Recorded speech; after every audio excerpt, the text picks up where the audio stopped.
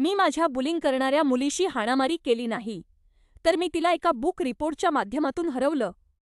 माझी बुलिंग करणारी जॅकी म्हणजे एक भयानक स्वप्न होती. ती नेहमीची लोकप्रिय मुलगी होती जिला इतरांना त्रास देण्यात आनंद मिळायचा आणि आमची शाळा एक छोटी कॅथोलिक शाळा असल्याने तिच्यापासून वाचण्याचा कोणताही मार्ग नव्हता.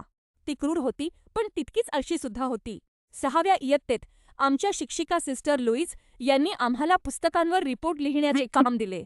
जॅकीने 4थ्या इयत्तेतील एका साध्या पुस्तकावर आपले प्रेझेंटेशन दिले, पण गंमत बघा, तिने ते पुस्तक प्रत्यक्षात वाचलेच नव्हते.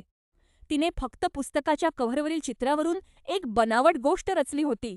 त्याच दिवशी बसमध्ये तिने माझ्यासोबत खूप वाईट वागणूक दिली.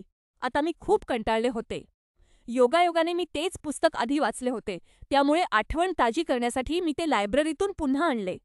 मी शक्य तितका सखोल आणि तपशीलवार रिपोर्ट लिहिला, ज्यामध्ये प्रत्येक असा मुद्दा अधोरेखित केला होता ज्यामुळे जॅकीची गोष्ट खोटी असल्याचे सिद्ध होईल. मला पूर्ण 100% मिळाले. आणि जॅकीला? तिला फक्त 25% मिळाले. तिच्या आईला शाळेत बोलावण्यात आले आणि तिच्या या फसवणुकीमुळे शिक्षिकांनी संपूर्ण वर्गासाठी सोपी पुस्तके वाचण्यास बंदी घातली.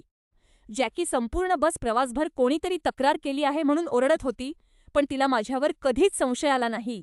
मी तर ती शांत मुलगी होते जी प्रगत पुस्तके वाचायची.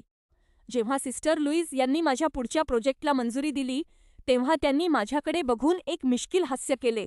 मी नक्की काय केले होते हे त्यांना माहीत होते आणि त्यांना ते खूप आवडले होते.